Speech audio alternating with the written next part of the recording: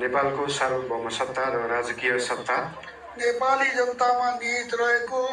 नेपाली जनतामा निहित रहेको नेपालको संविधानप्रति पूर्ण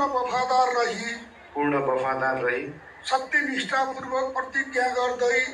सत्यनिष्ठापूर्वक प्रतिज्ञा गर्दै ईश्वर देश र जनताको नाममा शपथ लिन्छु कि प्रधानमन्त्री पदको जिम्मेवारी प्रचलित कानुनको पालना गरी मुलुक र जनताको भलो चिताई कसैको डर नमानी पक्षपात नगरी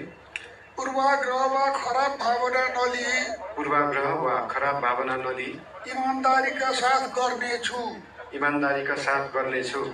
र आफ्नो कर्तव्य पालनको सिलसिलामा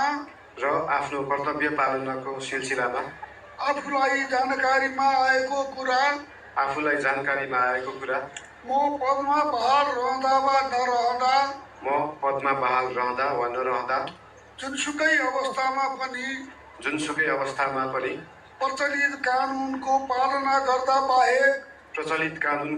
गर्दा बाहेक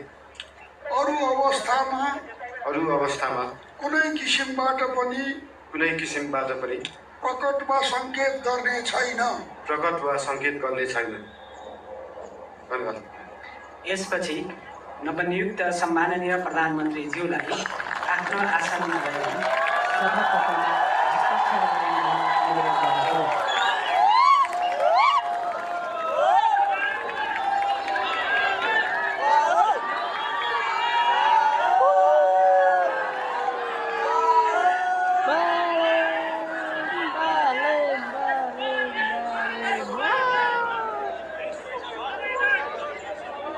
सम्माननीय श्री बालेन्द्र शाहज्यूबाट प्रधानमन्त्री पद तथा गोपनीयताको शपथ लिने काम सम्पन्न भएको छ।